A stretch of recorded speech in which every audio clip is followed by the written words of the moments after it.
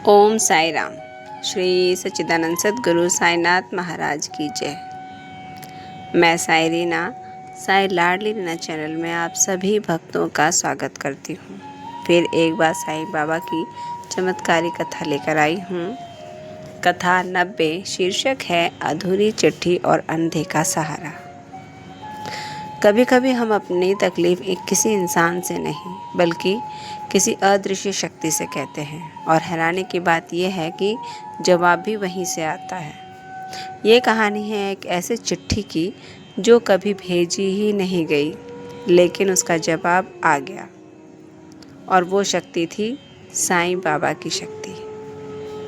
तो आइए ऐसी ही एक कहानी को आज सुनते हैं।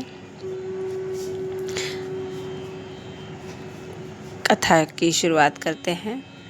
ये कहानी है गाज़ियाबाद की रहने वाली एक लड़की नेहा की। तो आइए कथा का शुभारंभ करते हैं। ये कहानी है गाज़ियाबाद में रहने वाली एक लड़की नेहा की। नेहा एक साधारण परिवार से थी। उसके पापा बीमार थे। घर की सारी जिम्मेदारी उसी पर आ गई थी।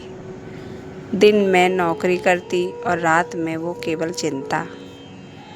लेकिन सबसे बड़ी परेशानी थी उसकी नौकरी भी जाने वाली थी, अर्थात उसका एकमात्र सहारा जो था वो भी उससे अब दूर होने वाला था।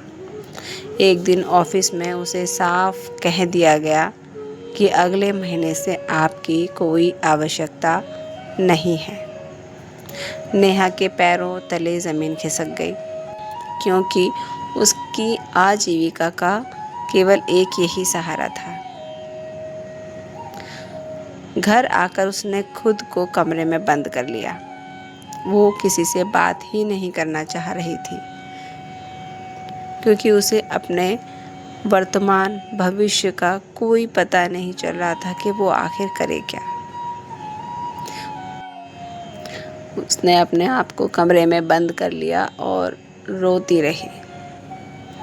अचानक से पता नहीं उसे क्या सूझा कि उसने पेपर और पेन लिया और उस पर बाबा के लिए कुछ लिखने लगी। उसमें कुछ लाइनें लिखी थी कि बाबा, मुझे नहीं पता कि आप सच में हो या नहीं हो, लेकिन मैं बहुत थक चुकी हूँ।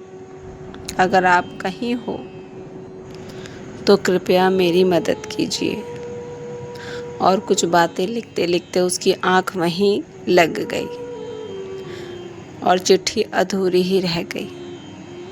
अगली सुबह जब नेहा उठी तो वो क्या देखती है। उसने देखा कि जो चिट्ठी उसने अधूरी छोड़ी थी वो अब पूरी हो चुकी थी, और नीचे लिखा था, डर मत, सब ठीक होगा, गुरुवार को मंदिर आना।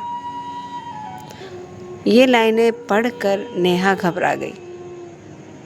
उसने सोचा, ये किसने लिखा? मैंने तो यह नहीं लिखा, और घर में कोई था भी नहीं जो इसे लिख सकता हो, और इस प्रकार की लाइनें लिख ही कौन सकता है। पहले तो उसने काफ़ी सोचा कि ये उसका भ्रम है, शायद मैंने ही लिख दिया हो, परंतु दिल के अंदर से उसके कहीं ना कहीं आवाज़ आ रही थी कि नहीं, ये मैंने नहीं, ये स्वयं आ रही। परंतु दिल के किसी कोने से उसके अंदर से ही आवाज़ आ रही थी कि नहीं, यह मैंने नहीं लिखा है, कहीं ना कहीं ये बाबा स्वयं लिख के गए हैं। और ऐसा लग रहा था कि मानो वो मंदिर बुला रहे हों, जाओ जाओ, इस प्रकार। गुरुवार के दिन नेहा के मंदिर जाने का समय था। वो मंदिर पहुंची। वहाँ साईं बाबा की मूर्ति थी। मंदिर में एक बुजुर्ग महिला मिली। उन्होंने बिना कुछ पूछे कहा, बेटा, यह प्रसाद रख लो और चिंता मत करो।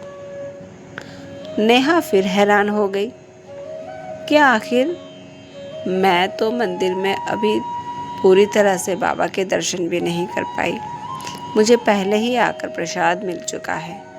और साथ साथ ये लाइन, बेटा प्रसाद रखो और चिंता मत करो।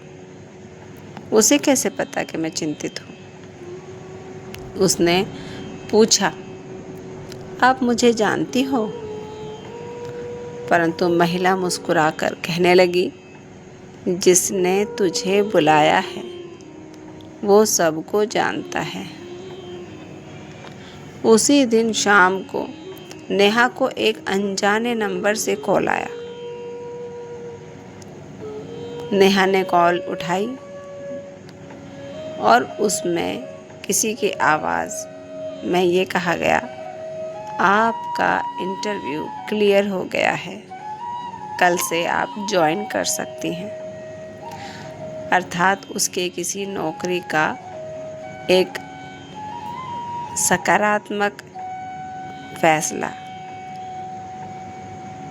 नेहा को याद भी नहीं था कि उसने वो इंटरव्यू कब दिया था और कब अप्लाई किया था, परंतु उसको जो नौकरी मिली उसके लिए वो बेहद खुशी थी। अगले दिन नेहा वापस मंदिर गई। फिर उस बुजुर्ग महिला को ढूंढने लगी, लेकिन कोई नहीं मिला। पुजारी से भी पूछा, यहाँ कोई बुजुर्ग महिला आती है? पुजारी जी बोले, नहीं, यहाँ तो कोई बुजुर्ग महिला नहीं आती। आई भी होगी एक आध बार, लेकिन मुझे नहीं पता। तभी नेहा की नज़र सामने लगी एक तस्वीर पर गई और वो सन्न रह गई।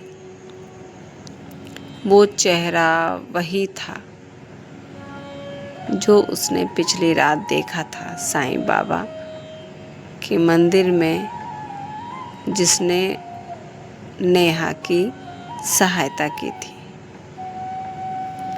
वो थी साईं बाबा की एक तस्वीर जिसमें उनका चेहरा हूबहू उस स्त्री से मिल रहा था।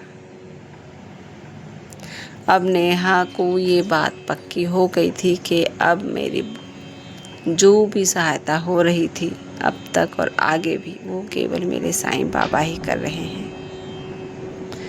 उसकी अधूरी चिट्ठी भी उन्होंने ही लिखी थी, बल्कि साईं बाबा ने पूरी की थी। ओम साई राम। साईं बाबा कहते हैं, श्रद्धा और सबूरी रखो। जब तुम हार मान लेते हो तब वो तुम्हारा हाथ पकड़ लेता है। अर्थात जब तुम अपने जीवन में कुछ कर नहीं पाते और हार मानकर केवल और केवल ईश्वर का ध्यान करते हैं या उन्हीं पर अवलंबित हो जाते हैं या फिर उन्हीं पर वो कार्य छोड़ देते हैं, तो अवश्य ही साईं बाबा उस कार्य को पूरा करते हैं और मदद करते हैं और रास्ता कहीं न कहीं से निकाल ही देते हैं। यदि आपको भी किसी न किसी बात की चिंता है या कोई काम पूरा नहीं हो रहा और परेशान है, तो कृपया बाबा पर विश्वास कर यह उपाय करके देखिए। एक सफ़ेद कागज़ पर अपनी समस्या लिखें, साईं बाबा के सामने उसे रख दें उस पर्ची को और 9 दिन तक रोज़ ओम साई राम 21 बार बोलें। कहते हैं सच्चे मन से लिखी गई बात बाबा तक ज़रूर पहुंच जाती है। तो इसी के साथ आज की ये कथा यहीं समाप्त करते हैं। बाबा आप सब पर कृपा रखें, आपको आशीर्वाद दें और कष्टों से दूर रखें। ओम साई राम, जय साई राम। श्री सच्चिदानंद सद्गुरु साईनाथ महाराज की जय।